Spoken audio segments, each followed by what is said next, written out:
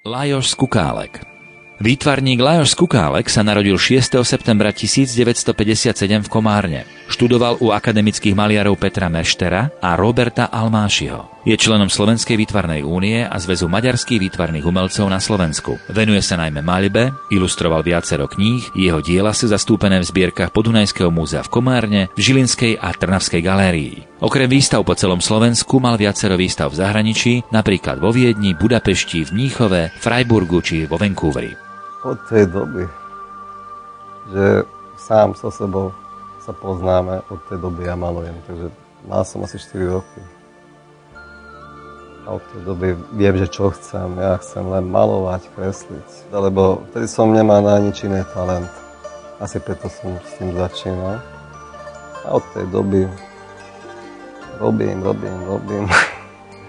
Niekedy som to mal strašne rád, ale teraz už robím aj iné veci. Veľa čítam, tancujem,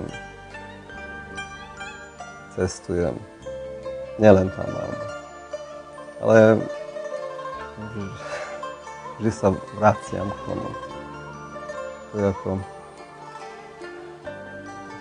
nejaký pernos v mojom živote. A je to láska, no. Niekedy sa hneváme. A niekedy nie. Celkom dobre to ide. Rád, že človek veľmi rád predáva svoje veci, ale ja som šťastný v tom, že ja to aj veľmi rád robím. Takže tá práca ma veľmi baví, ako to urobiť. No, vlastne som šťastný a spokojný. Niekedy, keď mám veľa času, robím si také väčšie obrazy. Ináč ja normálne robím len také maličké veci, ktoré mám rád, ale niekedy si musím aj také väčšie.